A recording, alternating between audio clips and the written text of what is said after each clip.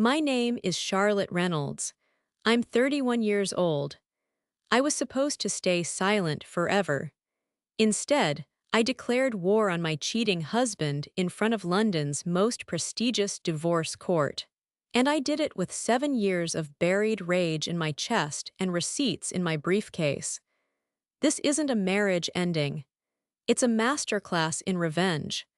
One built from betrayal, humiliation, and the cold realization that charm doesn't erase cruelty.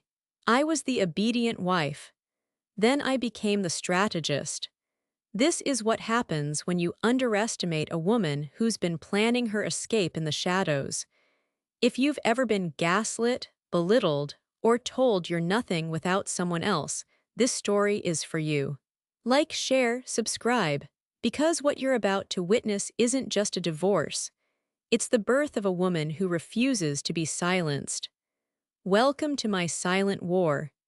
In the dim light of my modest flat, cluttered with remnants of my past and the ambitions I once cradled, I can almost hear the echoes of my own laughter before it became a hollow sound.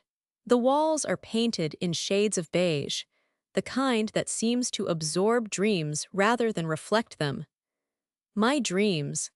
I remember the fiery ambition that burned brightly in my chest, the days when I envisioned a career that would make my parents proud. The ambitions James snuffed out like a candle, one belittling comment at a time. "Why would you want to do that?" He'd scoff, his voice draped in mockery, his charming facade a mask for the manipulator underneath. It was as if he derived pleasure from watching me shrink, from witnessing the flicker of my dreams dimmer with each passing day. I think back to the moments that shattered my confidence, like that time at the cocktail party in Chelsea, where I dared to share my aspirations with friends. James leaned in, his breath hot against my ear, whispering, "That's not for you." The laughter that followed from others felt like a knife twisting in my gut.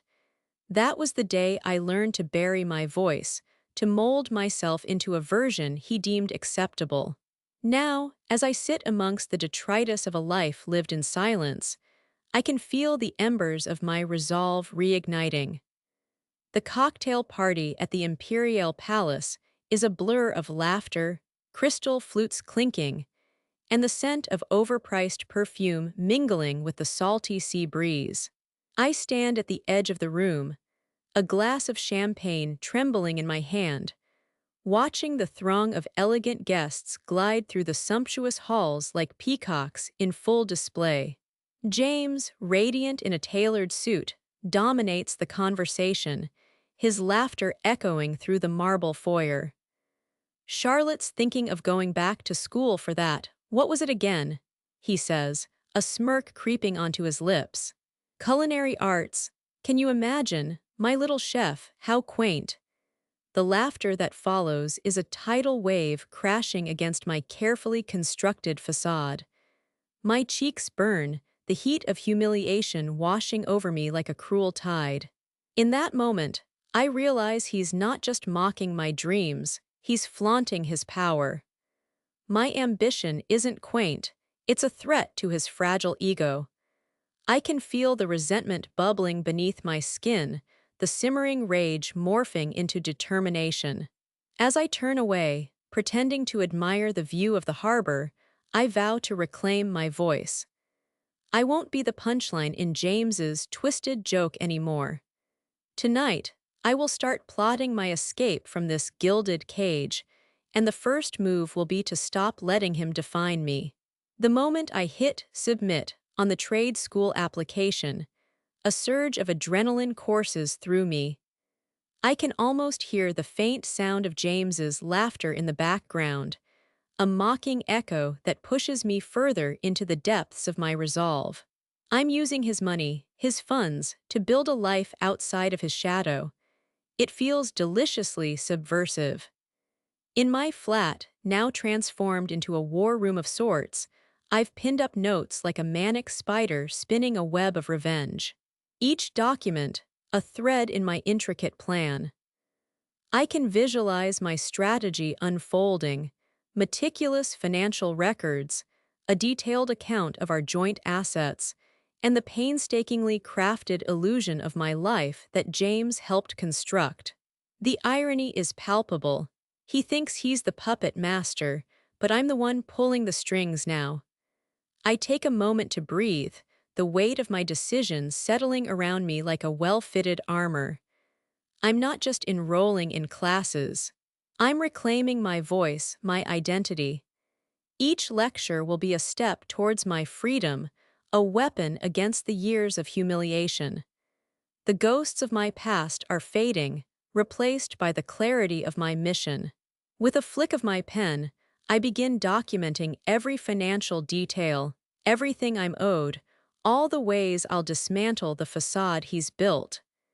My hands tremble with excitement and fury. This is just the beginning. The air in my flat is thick with the scent of burnt coffee and determination. I'm surrounded by a chaotic mix of papers, textbooks, and the remnants of my past, inadequate notes on relationships I'm ready to sever. My modest living room has transformed into a battlefield, each stack of papers a soldier in my war against complacency. I can almost hear James's voice, that insidious blend of charm and condescension, echoing in my mind. "You'll never be more than my little chef," he'd said, his laughter a cruel melody that has haunted me for years. But tonight, I'm not just a shadow in his spotlight. I'm the architect of my own destiny. I practice my speech in front of the cracked mirror. The reflection staring back at me is fierce eyes blazing with a resolve I've kept buried for far too long. "James Parker," I say, the name tasting bitter on my tongue. "I'm taking back what's mine." I visualize the moment I'll file for divorce, his face dropping, the facade crumbling as I reclaim my power and the assets I deserve. The thrill of victory dances in my veins, a sweet promise of the liberation to come. Each word is a dagger, each breath a step closer to freedom. The silence in my flat is deafening, a stark contrast to the chaos brewing inside me. I gaze around the room, the walls adorned with reminders of my past. A cracked mirror reflecting the ghost of the woman I used to be, suffocated by James's disdain. But tonight, that woman is gone, replaced by someone who has been meticulously crafted in the shadows. I take a moment to absorb my surroundings, the faded curtains that billow like my ambitions, the kitchen table cluttered with accounts and dreams, each paper a testament to my resilience. The scent of burnt coffee lingers, a bitter reminder of the countless nights spent plotting my escape. This flat, once a prison, has transformed into my sanctuary, a fortress where I reclaim my identity, brick by brick. As I prepare for battle, I can almost hear James's laughter, that condescending melody that belittled my every aspiration. "You'll never be more than my little chef," he'd sneered, and I can feel the rage boiling within me. But this isn't just about revenge. It's about liberation. My fingers hover over the keyboard, poised to file the divorce papers that will sever the last ties binding me to him. The thrill of anticipation surges through me, igniting a fire I thought had long been extinguished. I'm ready to unleash the quiet storm that has been brewing for 7 years. The silence, it's my weapon. I sit on the edge of my sofa, the fabric scratchy against my bare legs, a stark reminder that comfort is a luxury I can't afford. My modest flat in Hackney is a battlefield of sorts, papers strewn across the coffee table, remnants of a life meticulously deconstructed. This place, once filled with echoes of laughter and the scent of home-cooked meals, now feels like a crypt of my past. I glance around, taking in the peeling paint and the stubborn dust that clings to the corners. It's a far cry from the polished halls of the life I thought I'd built with James. The phone weighs heavily in my hand, the screen illuminating my face with its cold glow. I can almost hear the mocking laughter of James echoing in my mind, the way he used to belittle my every ambition. "You think you can do better," he'd sneer, a smirk playing at the edges of his lips. But this voicemail, it could change everything. It's a Pandora's box of betrayal, and I can't let fear pin me down any longer. I press play, and the voice crackles to life, each syllable a knife cutting deeper than the last. My heart races, a drum roll to my impending doom. "Hey babe, it's me, I miss you, can we meet?" I swallow hard. The voice is unmistakable, his other woman. My stomach churns, a mix of dread and anticipation. This is it. The moment I've waited 7 years for. I can't let the emotions drown me. I need to be sharp, calculated. With a deep breath, I brace myself for the chaos that's about to unfold. The voicemail plays on repeat in my mind, echoing the casual betrayal that cuts deeper than any knife. "Hey babe, it's me, I miss you. Can we meet?" The words roll off her tongue like a syrupy lie, wrapped in a sweetness that masks the poison within. I can almost visualize the scene, the two of them, laughing over cocktails at Hotel Splendido, while I, the oblivious fool, planned our next family vacation. The thought makes my stomach churn, a bitter cocktail of betrayal and rage. I press my palms against my temples, trying to stave off the wave of nausea that threatens to drown me. James, with his charming smile and boyish arrogance, always knew how to keep my hopes pinned down. "You're imagining things, Charlotte," he'd say, dismissing my concerns with a wave of his hand. "You need to relax." Relax? Is that what he calls it? I was a fool to believe him, to trust the man who now plays the victim while parading his infidelity like a trophy. But this voicemail, it's not just proof, it's ammunition. I can almost feel the ember of revenge flickering to life in my chest, warming my resolve. I refuse to be the victim anymore. I will turn this betrayal into my power, my weapon. With a quick intake of breath, I reach for my laptop, the cool metal a grounding force. I need to strategize, to plot my next move. The sterile glow of the screen illuminates my determined expression. This isn't just about the divorce anymore, it's about reclaiming the narrative. I will rise from these ashes, and when I do, James will wish he never crossed me. The voicemail plays on repeat in my mind, echoing the casual betrayal that cuts deeper than any knife. "Hey babe, it's me, I miss you. Can we meet?" The words roll off her tongue like a syrupy lie, wrapped in a sweetness that masks the poison within. I can almost visualize the scene, the two of them, laughing over cocktails at the Hotel Splendido, while I, the oblivious fool, planned our next family vacation. The thought makes my stomach churn, a bitter cocktail of betrayal and rage. I press my palms against my temples, trying to stave off the wave of nausea that threatens to drown me. James, with his charming smile and boyish arrogance, always knew how to keep my hopes pinned down. "You're imagining things, Charlotte," he'd say, dismissing my concerns with a wave of his hand. "You need to relax." Relax. Is that what he calls it? I was a fool to believe him, to trust the man who now plays the victim while parading his infidelity like a trophy. But this voicemail, it's not just proof, it's ammunition. I can almost feel the ember of revenge flickering to life in my chest, warming my resolve. I refuse to be the victim anymore. I will turn this betrayal into my power, my weapon. With a quick intake of breath, I reach for my laptop, the cool metal a grounding force. I need to strategize, to plot my next move. The sterile glow of the screen illuminates my determined expression. This isn't just about the divorce anymore, it's about reclaiming the narrative. I will rise from these ashes, and when I do, James will wish he never crossed me. I start to draft a plan, my fingers flying over the keyboard. I grab my phone, the tremor in my hand betraying the calm I'm trying to project. I dial Sarah's number, my heart racing as the ringtones echo in the sterile quiet of my flat. It's a modest space, filled with remnants of a life I was only beginning to unearth. The walls are lined with reminders of our 7 years together, memories now tainted by the venom of betrayal. "Hey, it's me," I say when Sarah picks up, my voice a fragile thread. "You need to come over, I found something huge." "What's wrong?" she asks, immediate concern lacing her tone. I can hear the rustle of her moving, probably setting aside whatever distraction she had been lost in. "It's about James.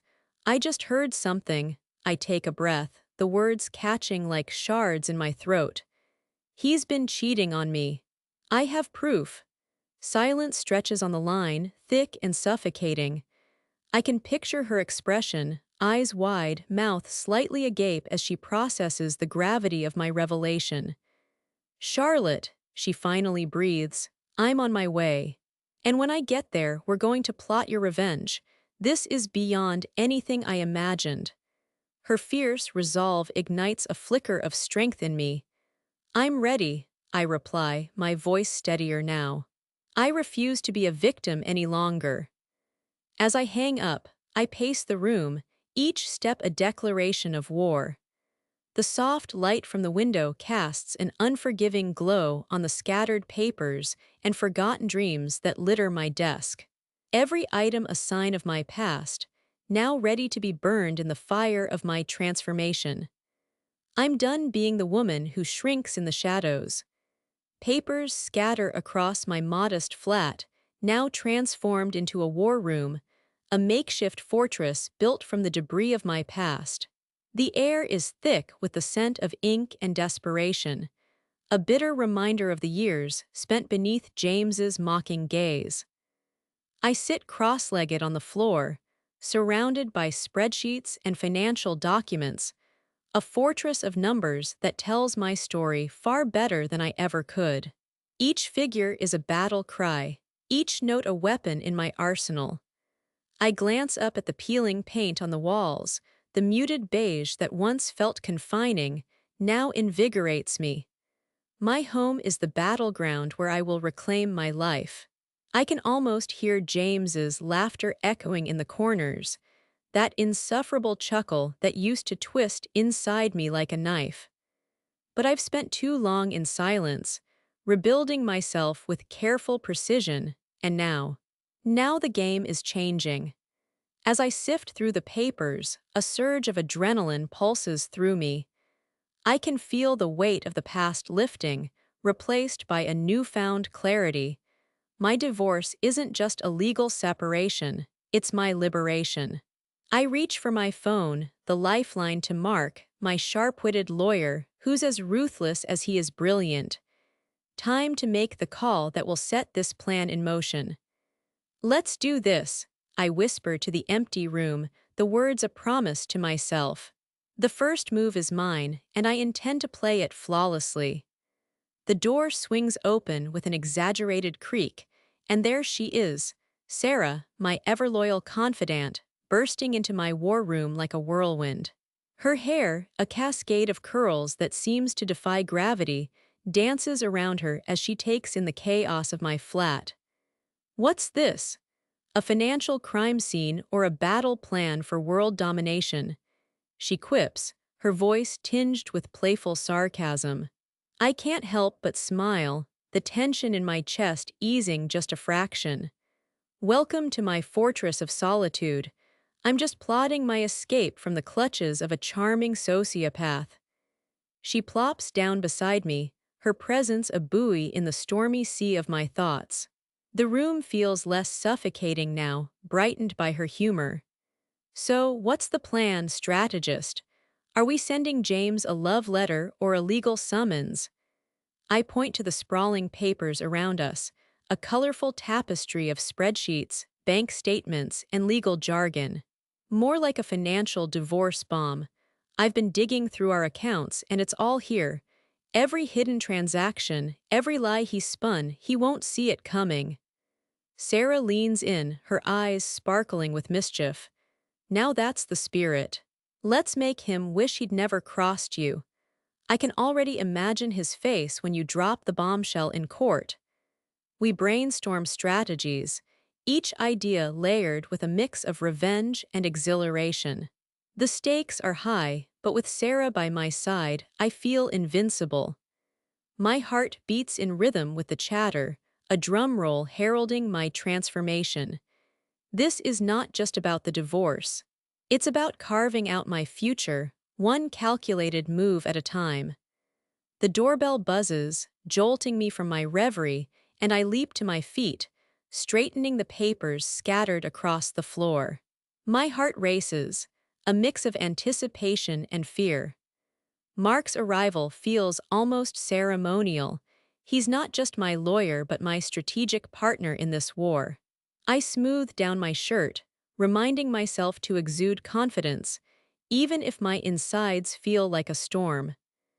As I open the door, Mark steps in, his sharp suit a stark contrast to the chaos around me. He surveys the scene, the spreadsheets and documents sprawled like a battlefield, and raises an eyebrow, a hint of admiration creeping into his expression. "You've been busy. I like it," he says, his voice steady, grounding me. I gesture toward a pile of papers. "I've compiled everything, financial records, transactions, even the little gifts he bought with my money while cheating on me. It's all here." The words taste bitter on my tongue, but I swallow them down. Mark flips through the documents with practiced ease, his brow furrowing as he uncovers the layers of deception. "This is impressive. You've really done your homework." I can't help but smirk, a spark of defiance igniting within me. I'm tired of being the punchline in his charade. He thinks he can manipulate the narrative, but I'll rewrite the script. James won't take this lying down. He's charming, but beneath that charm lies a man who won't hesitate to fight dirty. "We need to prepare for his reactions," Mark warns, his tone turning serious. "Let him come," I say, my voice steady. "I'm ready for the battle." In this moment, surrounded by the remnants of my past, I feel powerful. As Mark closes the last file with a snap, I feel the weight of the moment settle around me like the oppressive heat of a London summer. My flat, with its mismatched furniture and walls that have witnessed too many silent screams, now resembles a makeshift war room, papers scattered like fallen soldiers, evidence of my meticulous planning. "Charlotte," he says, his tone serious yet encouraging, "you have everything you need. You're not just playing defense, you're going on the offensive. This will change everything." His words ignite a fire in my gut, a reminder of how far I've come. 7 years of humiliation compressed into this singular moment of clarity. I can almost see James's smug face, all charm and charisma, unraveling as I unveil my strategy. The thought sends a thrill through me. I lean against the kitchen counter, the cold marble grounding me. You know, for too long I've been the one in the shadows, waiting for James to decide my worth. But this is my moment to step into the light. Mark nods, his expression thoughtful. "Just remember, he'll try to manipulate the narrative. Keep your emotions in check." I scoff, a bitter laugh escaping my lips. "Oh, I'll keep my emotions in check, all right. I've been practicing on his gaslighting for years. He won't know what hit him."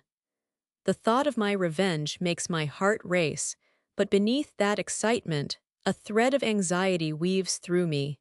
Am I truly ready for this fight? I glance around my flat, the remnants of a life spent in subservience, and the answer comes back clear. Yes, I am ready. The forensic accounting boardroom is a paradox of sleek modernity and sterile coldness. Glass walls encase us, a transparent cage where my every move feels scrutinized, even though we're alone. Stacks of financial documents tower like battlements, a fortress of numbers that hold the keys to my liberation. I glance at Mark, his sharp suit contrasting against the crisp white table, his focus unwavering as he flips through papers like a seasoned magician revealing the secrets of his trade. "Charlotte, we need to be meticulous," he says, the gravity in his voice tugging at my resolve. "This isn't just about winning, it's about ensuring he can't wiggle out of what he owes you."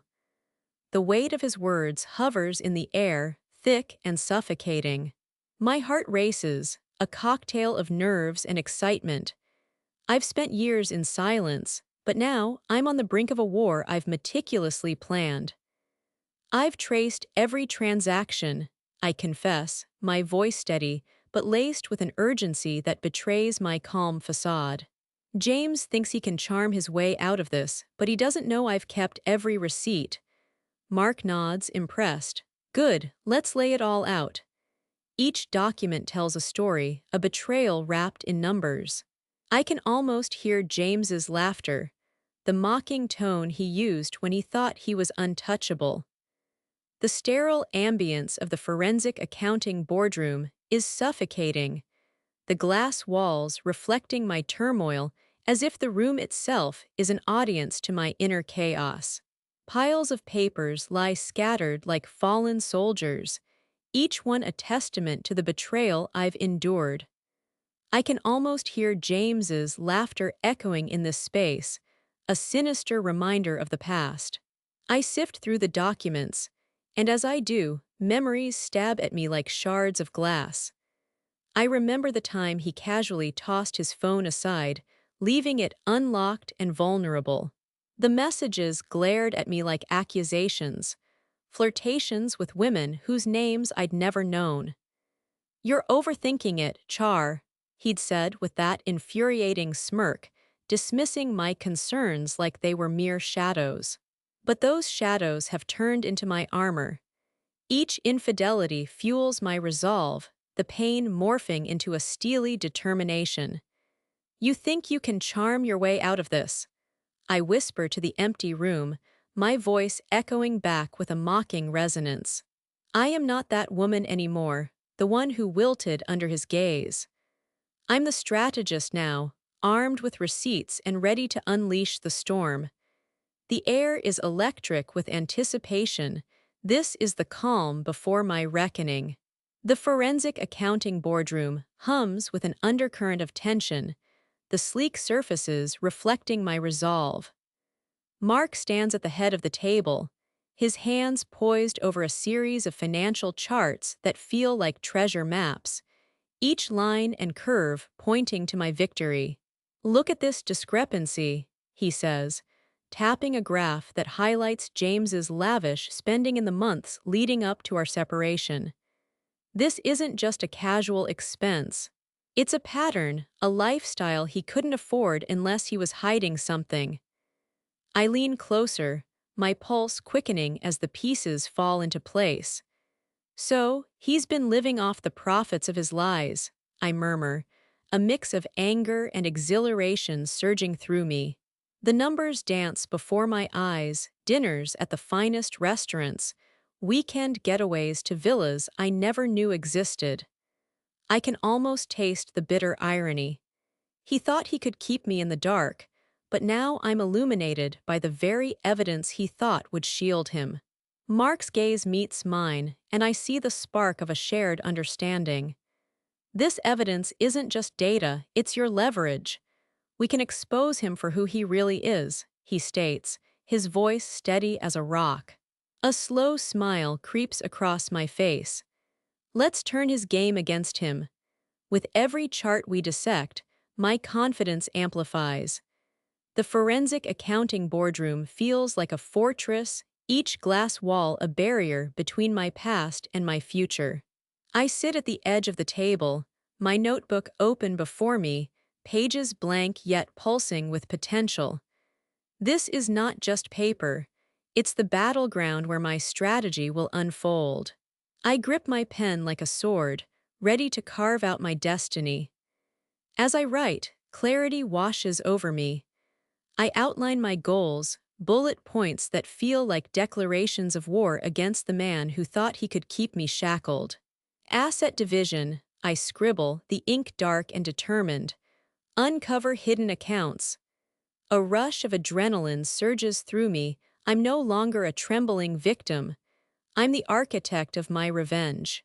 The sterile room hums with an energy I can almost taste, as if the very air is electrified by my resolve. I can picture James, his charming smile masking the deceit that lurks beneath.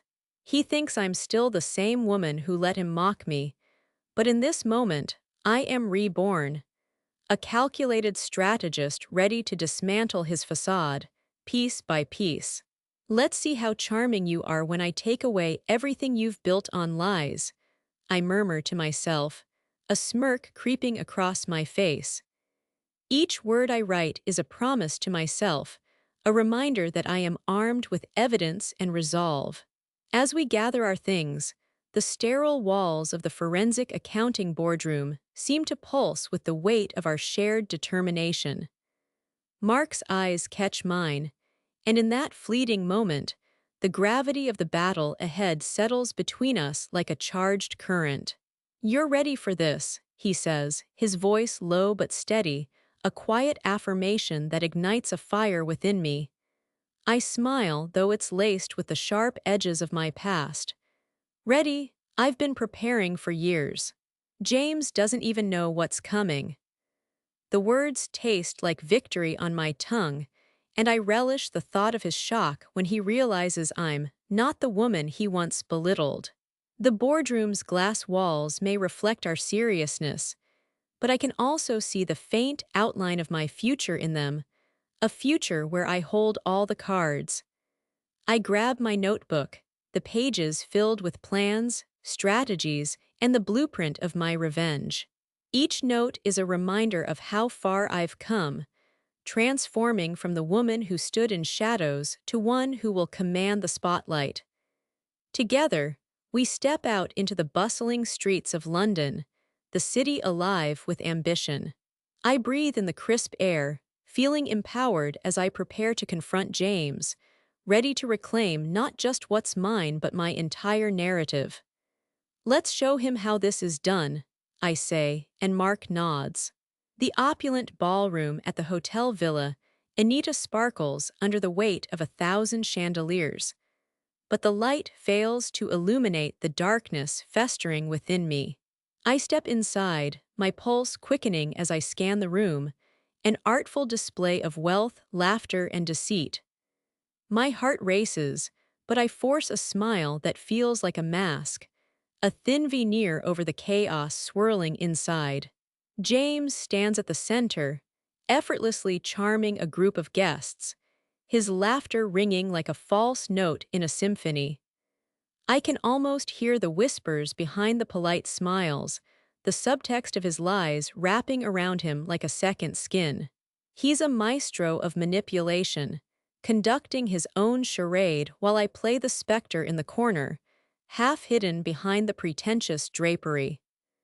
I clench my jaw, reminded of the years he spent crafting this facade, the way he turned my insecurities into a punchline. He didn't just cheat on me. He rehearsed it before an audience of our closest friends, all while I sat in silence. The weight of their ignorance presses down on me like lead, but tonight, I won't dance to his tune. With a deep breath, I straighten my shoulders. This performance is mine now, and I'm ready to unveil the truth lurking beneath the surface. I hover near the bar, the clinking of crystal glasses and the swirl of laughter creating an illusion of warmth that feels as artificial as the silk drapes around me. Each smile I offer feels like a betrayal of its own, a facade masking the turmoil boiling beneath. Guests flutter around, their eyes alight with admiration for James, unaware of the treachery that lurks behind his charming veneer. "Isn't he just the most delightful man?" A woman coos, her voice dripping with sincerity. "Such a devoted husband." Devoted. I swallow the bile rising in my throat. It's a performance, and I'm stuck in the audience, fighting the urge to stand up and shout the truth. Instead, I tighten my grip on the cocktail in my hand, reminding myself of the stakes. I'm not here to play the victim. I'm here to dismantle his carefully crafted image, piece by piece. I catch another snippet of conversation. He's a real gem in the boardroom, too, always so generous with his time. Generous. The irony curls in my gut like a dark vine. I can almost see the threads of his lies weaving tighter around him, a web that will soon unravel. Tonight, I'll blend in, play my role, and wait for my moment. I'm not just a specter anymore. I'm the storm approaching his pristine facade. The soft glow of the chandeliers casts a warm halo around us, but I feel cold, ice coursing through my veins as James approaches. His smile is as polished as the marble floors beneath our feet, but I know the truth. It's a mask, just like the one I wear. Charlotte, he begins, his tone laced with faux concern. You've been so quiet tonight. Is everything all right? The question is a trap, baited with charm and concern. I meet his gaze, cool and steady. Of course, James, just taking it all in. I let the words hang in the air, heavy with implications. His eyes flicker, a brief crack in his facade before he recovers with a practiced laugh. Nothing but the best tonight, right? He says, gesturing to the lavish spread of hors d'oeuvres and the glimmering champagne flutes. You're looking well. Have you been keeping busy?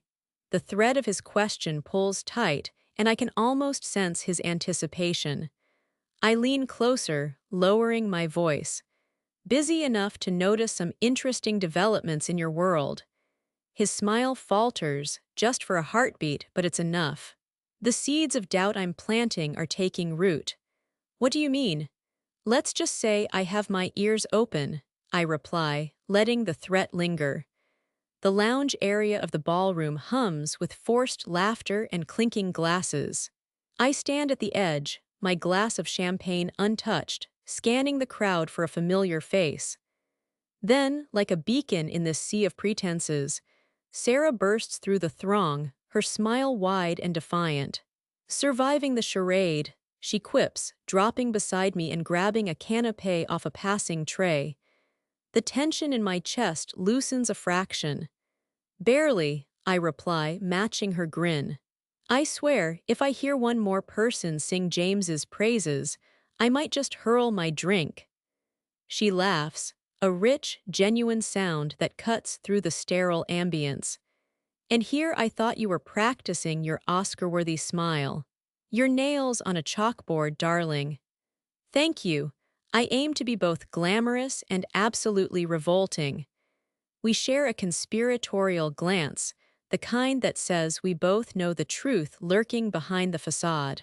The laughter around us fades into background noise as we lean in, our own little bubble amidst the wealth and smiles. Just remember, Sarah continues, her voice low, we're not here to play the victims. This is your stage, and James is the punchline.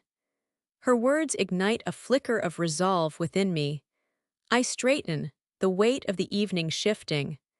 The ballroom pulses with energy, a chaotic symphony of laughter and clinking glasses that only serves to amplify my simmering resolve. I scan the crowd, searching for James, that charming thief, whose smile masks the treachery I'm ready to expose. The polished marble beneath my heels feels like a battlefield, and I'm the warrior poised for combat. Here's the plan, I whisper to Sarah, her eyes twinkling with mischief.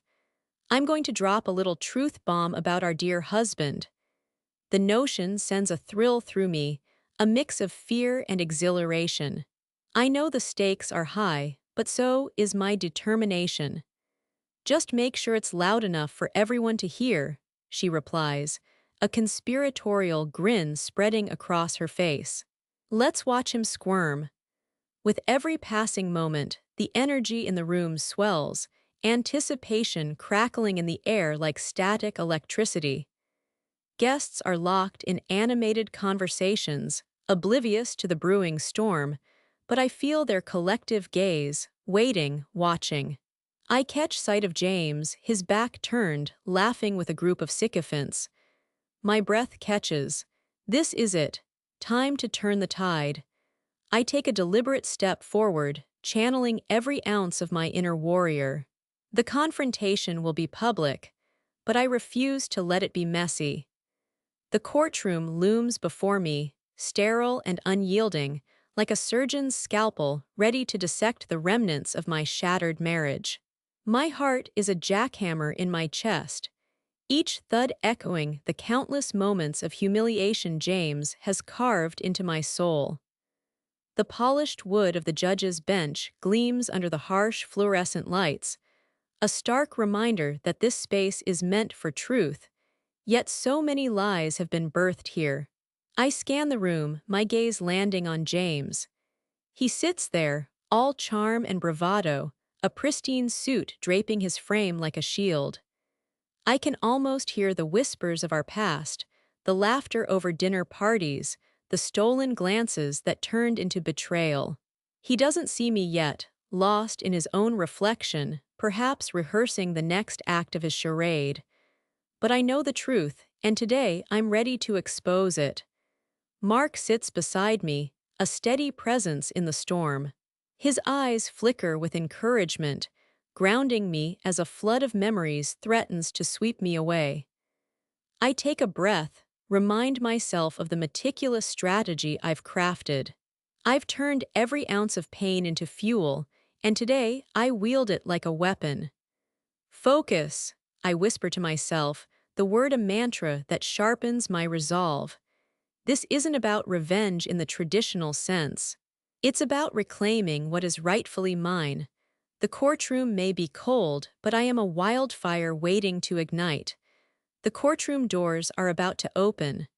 The judge is seconds away from entering. And Charlotte. She's armed with 7 years of evidence and a fire that can't be extinguished. But this is where part 1 ends. What happens next will shock you. The confrontation, the evidence. The moment James realizes he's been outplayed by the woman he thought he'd broken.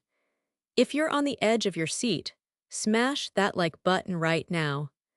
Share this with someone who needs to see what happens when a woman stops playing victim and starts playing chess.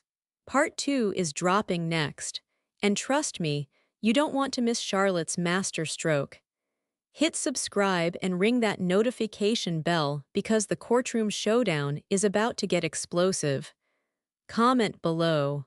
What do you think Charlotte's secret weapon is? The woman who spent 7 years planning her revenge doesn't just have evidence, she has a nuclear option. See you in part 2, where silence becomes the loudest weapon of all. The war isn't over. It's just beginning. The courtroom becomes Charlotte's stage. 7 years of silent planning explode into devastating evidence. James's charm crumbles as hidden financial records surface. A secret voicemail destroys his victim narrative. The judge delivers a verdict that changes everything. But the real confrontation happens when Charlotte faces James alone and reveals the masterstroke that will haunt him forever. This is where the silent war becomes a public execution. The judge's footsteps echo through the corridor like a countdown to Judgment Day. Charlotte sits in the courtroom, her heart hammering against her ribs, but her hands are steady. 7 years of preparation have led to this moment. The evidence is organized. The strategy is flawless. And James, he has no idea what's about to hit him. This is part 2 of Charlotte's silent war, where whispers become roars, where secrets become weapons, and where a woman who was told she was nothing proves she's everything. The doors swing open. The judge enters. And Charlotte Reynolds is about to remind everyone why you should never underestimate a woman who's been planning her revenge in the shadows. Welcome back to the war. This time, there will be no survivors. As the judge enters, a hush falls over the courtroom like a shroud, and I can feel the weight of stares pressing down on me. My pulse quickens, a drum roll in the silence, each beat reminding me of the stakes at hand. The air is thick with tension, a sterile mixture of polished wood and anxiety. I glance at Mark, his steady presence a lifeline, grounding me as the memories rush back like a tide I can't escape. There's that night at the Imperial Palace, the laughter of our friends ringing in my ears as James leaned in and whispered something sweet, the glimmer of his charm blinding me to the truth. I can still feel the chill of betrayal in the air as it hung between us, thick and suffocating.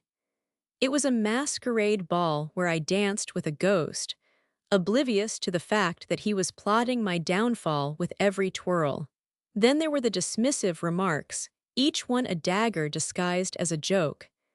"You'd be lost without me, Charlotte," he laughed one night, his eyes glinting with that familiar arrogance. The memory slices through me, raw and unfiltered. But today, in this unforgiving courtroom, I refuse to let those words define me. I inhale deeply, channeling the pain into something sharper, something powerful. The whispers of the past become my battle cry. I am not here to crumble. I am here to dismantle the facade he's built around himself. Today, I take the stage not as a victim, but as a strategist, armed with the clarity of my rage and the precision of my plan. "Let's do this," I murmur to Mark, a steely resolve creeping into my voice. Today, the ghosts of my past become my allies.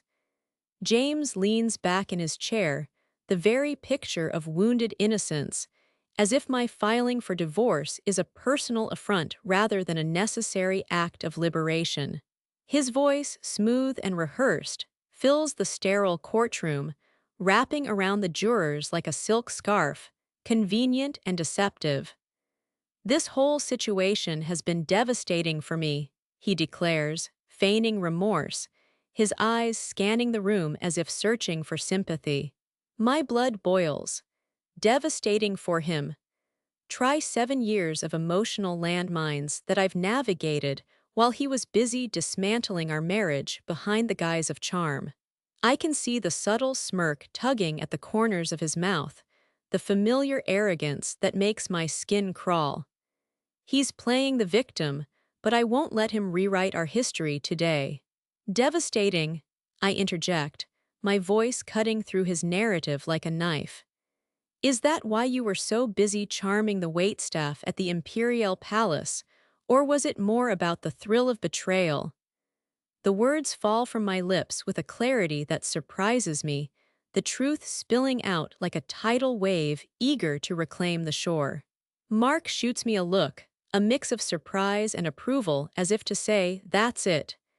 He leans forward, his presence solid beside me, grounding me amidst the storm I'm conjuring. James's facade falters, and for a split second I see the mask slip. "Charlotte, that's not fair," he stammers, but the tremor in his voice reveals the cracks beneath his polished exterior. "Fair," I retort, my heart pounding with each word. "You don't get to dictate what's fair anymore. You lost that privilege the moment you chose betrayal over loyalty." I step outside the courthouse, the heavy wooden doors thudding shut behind me, a final punctuation mark on today's battle. The air is crisp, laced with the faint scent of rain-soaked asphalt and the distant buzz of London's relentless heartbeat. I lean against the cold stone wall of an alley, hidden from the world yet painfully exposed to my own thoughts. "Charlotte, are you okay?" Sarah's voice cuts through the fog of my emotions, her brows knitted with concern. She stands beside me, arms crossed, a protective shield against the chaos swirling in my mind. It's a familiar gesture, one that reminds me I'm not alone in this war. "Do I look okay?" I scoff, the bitterness trading places with vulnerability. "He's playing the victim, Sarah." It makes my skin crawl. I gaze down the alley, where the shadows stretch like my doubts, creeping closer as I reflect on the day. And yet I felt strong, Like I finally pushed back against the tide he's always set against me.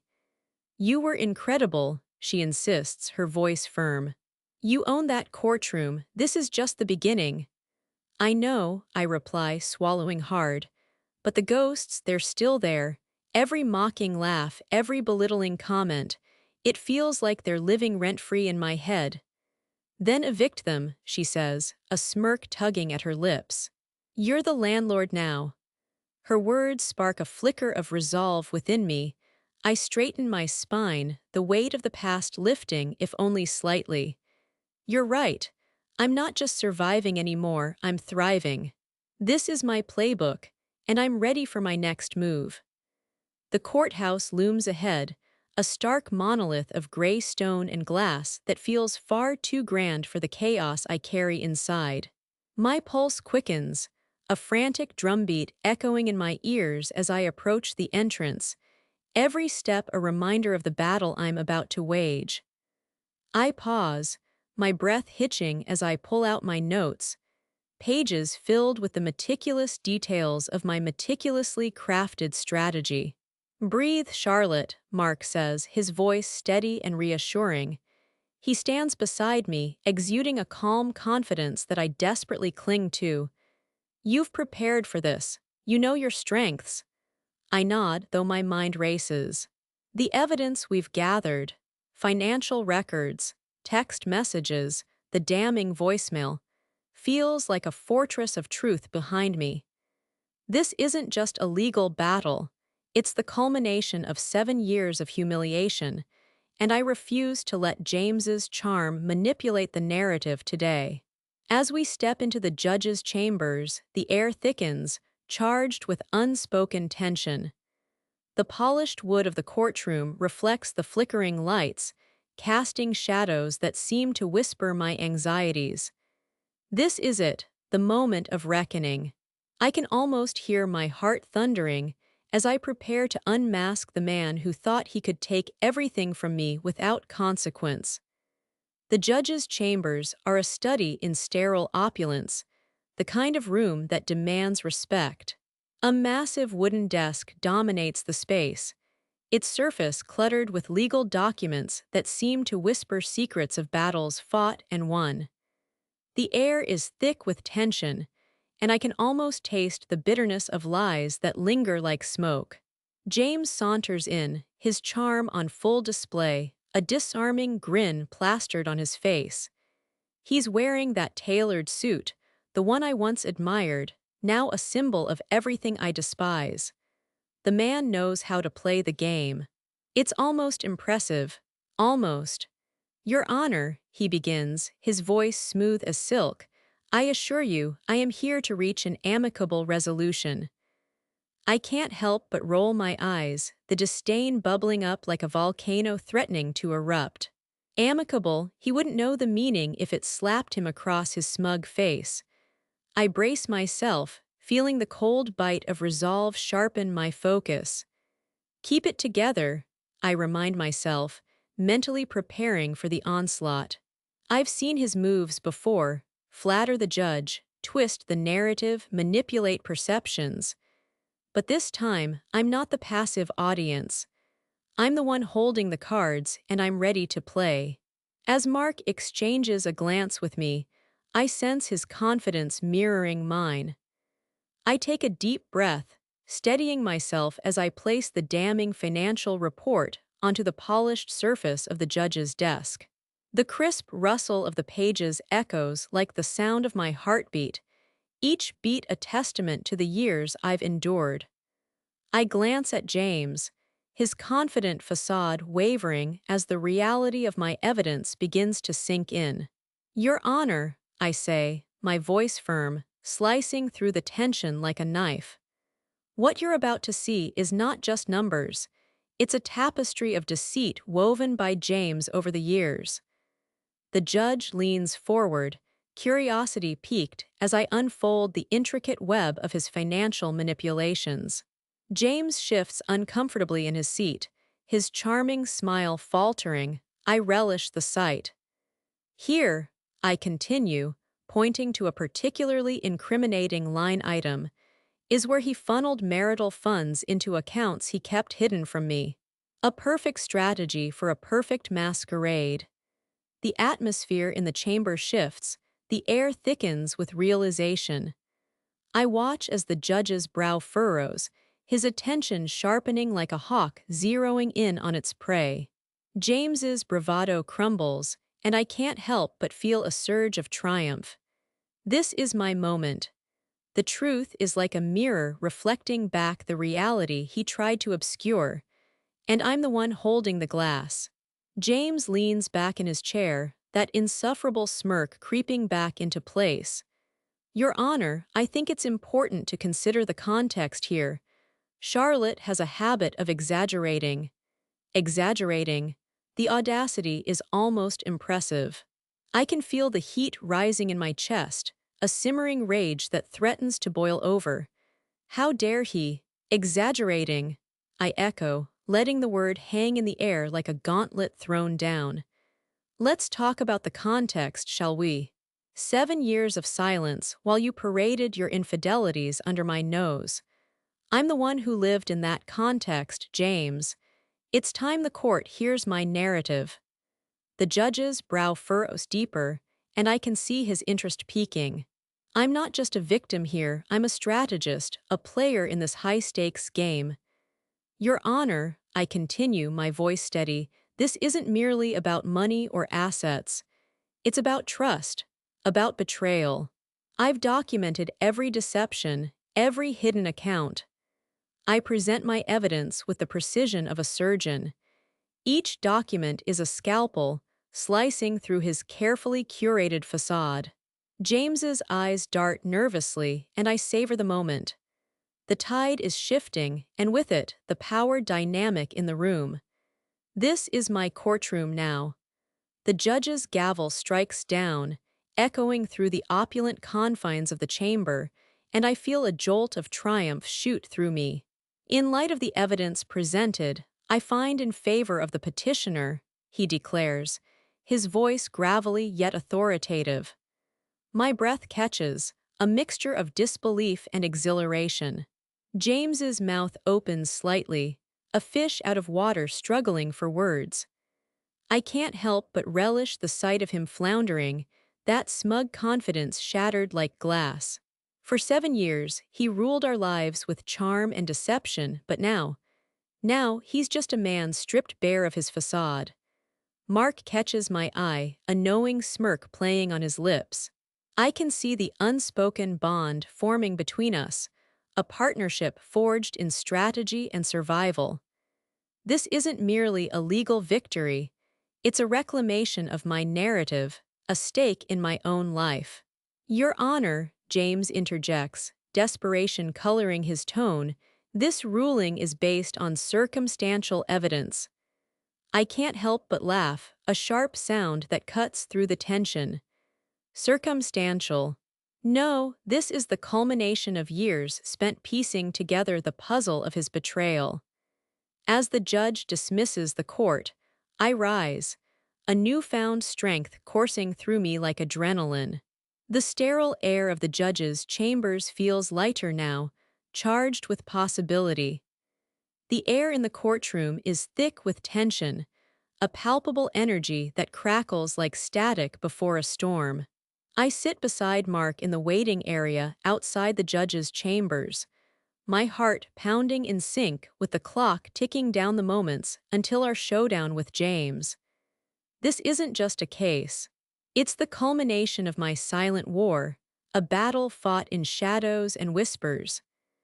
I glance at the meticulously organized files spread before me, financial statements, text messages, and evidence of his betrayals, all breadcrumbs leading to my liberation. Each piece is a reminder of the years I spent rebuilding, the education he unwittingly funded, and the resilience I forged from his cruelty. I can almost hear his laughter, that mocking tone, echoing in my mind. It fuels my resolve. Charlotte, Mark's voice cuts through my thoughts, steady and reassuring. We've prepared for this. You've done the hard work, just stay composed. His confidence is infectious, but I can't shake the weight of my past. I nod, forcing a smile, even as the ghosts of my memories press in. Today, I reclaim my narrative. Today, James will learn that the game has changed. The judge enters, and the courtroom hushes, a collective inhale as if we're all holding our breath for the explosion to come. I take my place at the witness stand, the polished wood cool beneath my fingertips, a stark contrast to the simmering heat of my pulse. I can feel James's gaze boring into me, a mix of disbelief and annoyance. His bravado is slipping, and it's intoxicating. Mark stands beside me, his presence a steady anchor. "Remember, Charlotte, this is your moment. Speak your truth," he whispers, and I nod, steeling myself against the barrage of memories that threaten to surge forth. 7 years, I begin, my voice steady, echoing in the silent room. 7 years of manipulation, of being belittled by the man I trusted. I invested in my education with his money, all while he played the part of the perfect husband. I pause, letting the weight of my words settle. As I lay out the evidence, bank statements, text messages that reveal his affairs, James shifts uncomfortably, his charming facade cracking. I can almost hear the gears grinding in his mind as he realizes the walls are closing in. "Did you really think I'd stay silent forever, James?" I continue, a hint of satisfaction curling my lips. "This isn't just a divorce, it's my resurrection." I pull the hidden document from my briefcase, a carefully folded piece of evidence that feels like the final move in a high-stakes chess match. The room falls silent, every pair of eyes glued to me, an audience ready for the denouement of this twisted drama. I unfold the paper, its crisp edges whispering secrets of James's hidden assets, money he thought he could bury beneath layers of deceit. "Your Honor," I begin, my voice steady as I present the document to the judge. "This is evidence of financial misconduct." I watch as the judge leans closer, intrigue flickering in her eyes. The air is electric, charged with the weight of revelation. James shifts in his seat, his confident smirk replaced by an expression of dawning horror. "That's not," he stammers, but I cut him off, the thrill of the moment surging through me. "It is actually," I retort, my voice laced with triumph.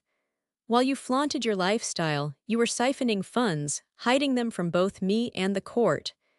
Gasps ripple through the courtroom. The judge's brow furrows, and for the first time I see doubt in James's eyes. This is it. The tide has turned, and I'm ready to ride the wave of my own vindication. The judge's gaze lingers over the documents, and the silence in the courtroom feels almost tangible, like a heavy fog wrapping around us. The air is thick with anticipation, a palpable tension that mirrors the storm brewing inside me. I lean back in my chair, allowing myself a moment to absorb the gravity of my journey. This is it, the culmination of my 7 years of silent war, a battle fought in the shadows, away from the spotlight James so desperately craved. I glance at Mark, who stands resolute beside me, his expression a mix of pride and reassurance. "You've done everything right," he murmurs. "All that work, all that planning, it's about to pay off." His words sink in, grounding me amidst the swirling memories of my past. Each sleepless night spent poring over spreadsheets and bank statements flashes before my eyes. The countless times I felt small and invisible, the whispered insults, the knowing smirks of a man who thought he could play me for a fool. But here I am, a phoenix rising from the ashes, cloaked in the power of truth. I can almost hear James's heartbeat quicken from across the room, that charming mask of his slipping further into chaos. The thought sends a shiver of satisfaction down my spine. I am not the woman he used to mock. I am the architect of my own resurrection. As the judge finally looks up, her expression unreadable, I feel the weight of destiny settling on my shoulders. The judge's voice slices through the tension, crisp and authoritative. In light of the evidence presented, I find in favor of the petitioner. The words hang in the air, reverberating through the courtroom like a triumphant anthem. Relief floods my veins, but it's quickly tempered by a rush of empowerment. James's facade crumbles before my eyes, the charming veneer peeling away to reveal a man stripped of his armor. "This isn't over," he mutters, the bravado faltering, but the desperation in his voice is unmistakable. I almost smile. His defeat is a sweet melody I never expected to hear. Around me, the courtroom erupts in hushed whispers, gasps of disbelief swirling like confetti. I lock eyes with Mark, and in that single glance, we share an unspoken victory. All those late nights, the strategic maneuvers, the moments I almost faltered, they led to this. I am not just Charlotte Reynolds anymore. I am a force to be reckoned with, a woman who reclaimed her life. As I rise to leave, the weight of James's defeat settles over me like a warm cloak. The sterile walls of this courtroom, once a battleground, now feel like a sanctuary. I step outside, breathing in the crisp London air, the weight of 7 years lifting, leaving only the thrill of my triumph. I stand in my modest flat, surrounded by the remnants of my past, each piece of paper a testament to my transformation. My war room is meticulously arranged, documents stacked neatly, evidence glistening like shards of glass waiting to cut through the facade. I could almost hear the echoes of James's laughter, the way it once curled around me like a noose, tightening with each mocking word. But today, the air crackles with a different energy. Today, I am the orchestrator of my own symphony. Every note, a voicemail, a bank statement, a photograph, serves as a reminder of the years I spent in silence, rebuilding my identity while he played the charmer. I can almost taste the bitterness of his betrayal, but instead of letting it weigh me down, I let it fuel my resolve. This confrontation is not about revenge.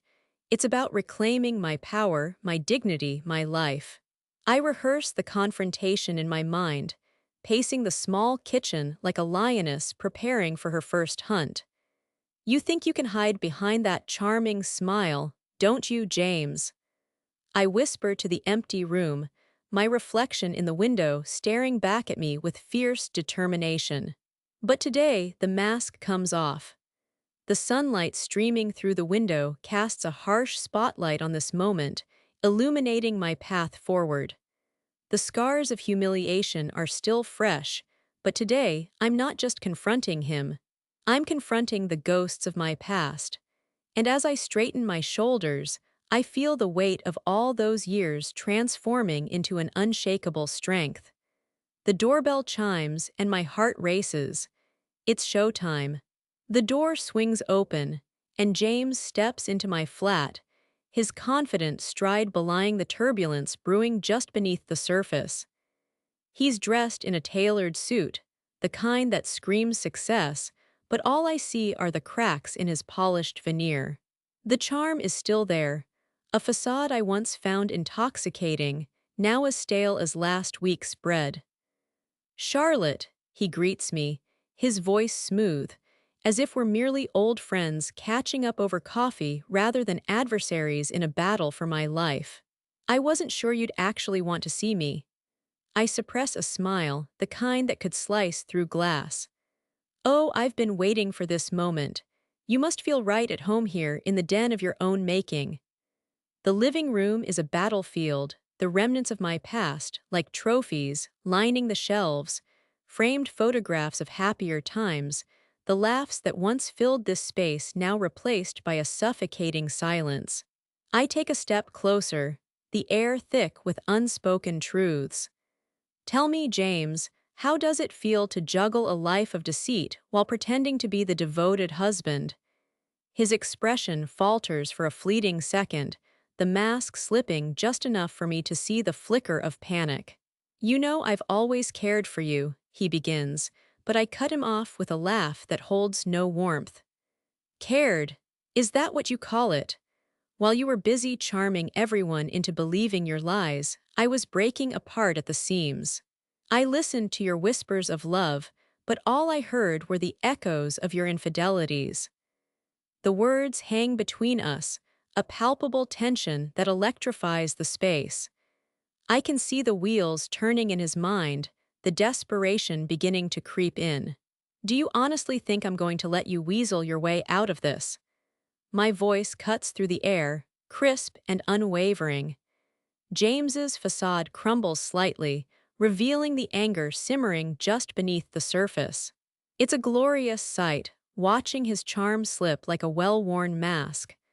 Charlotte, you're being ridiculous, he snaps, his tone laced with venom. You're making this so much harder than it needs to be.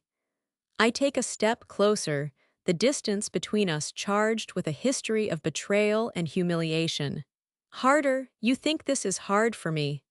Try spending 7 years of your life in the shadow of someone who thinks love is just a game where I was always the loser.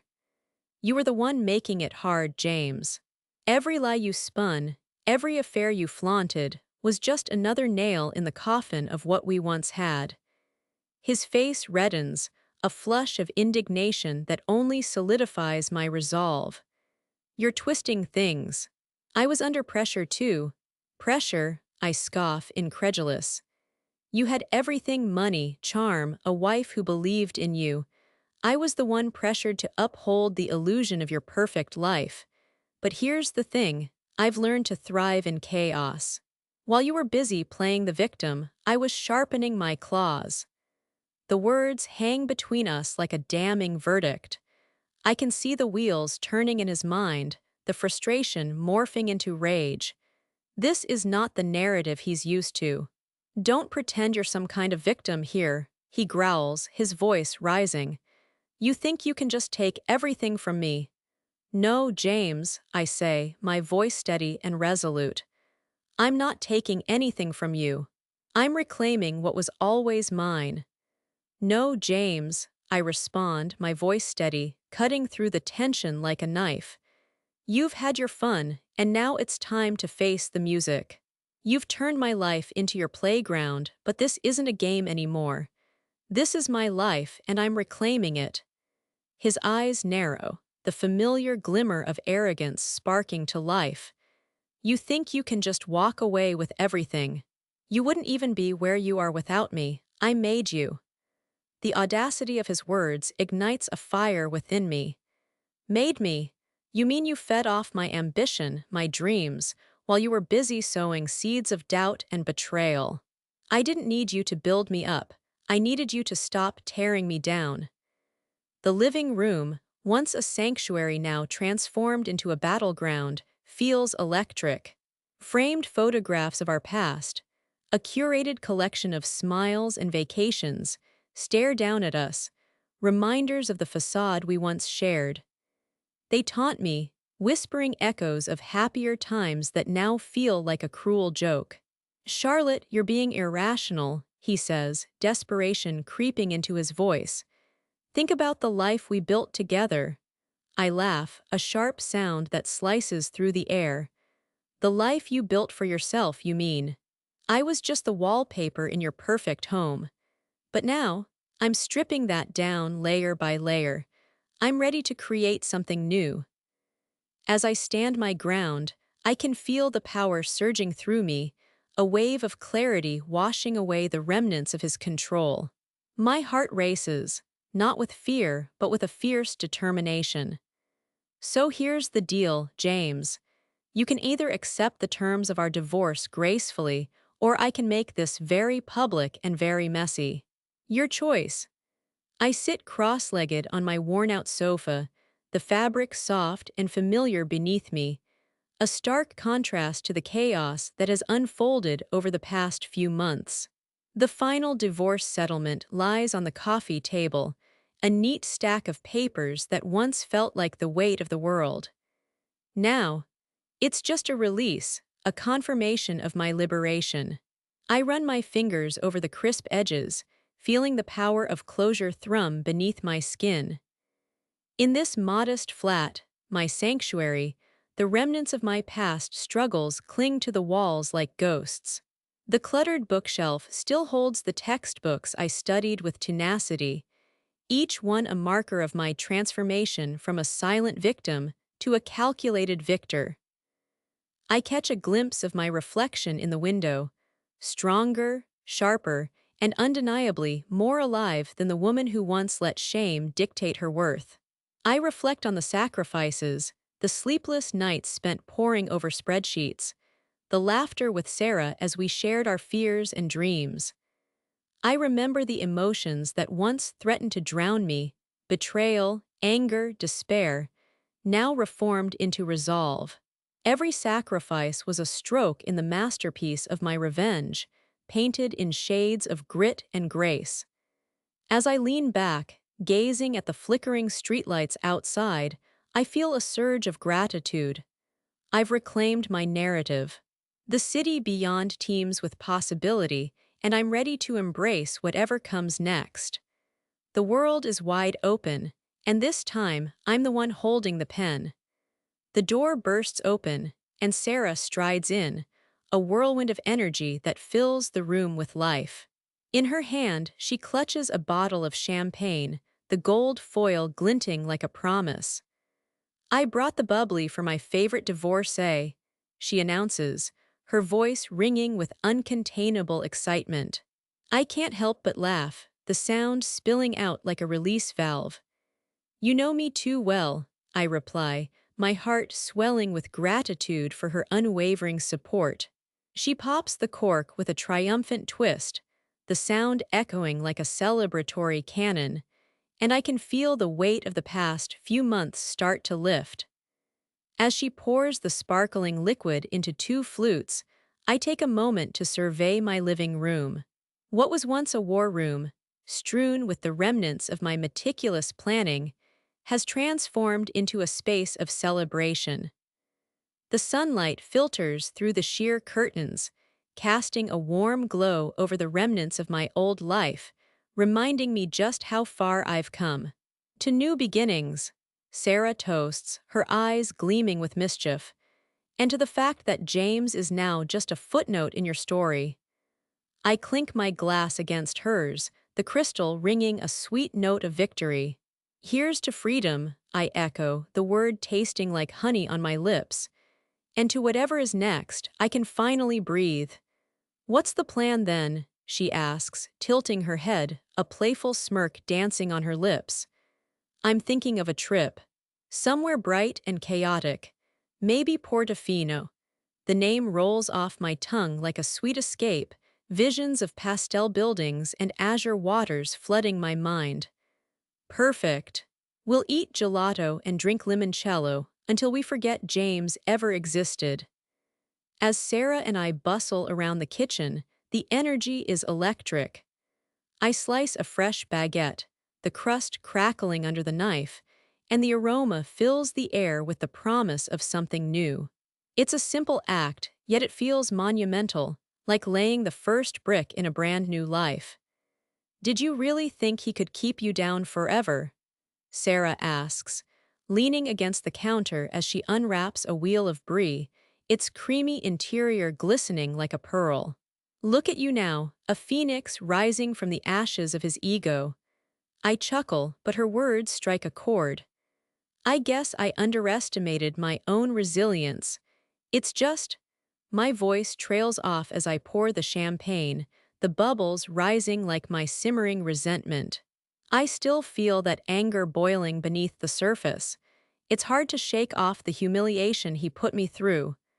"Channel it, babe. Use it as fuel," she insists, her voice firm yet comforting.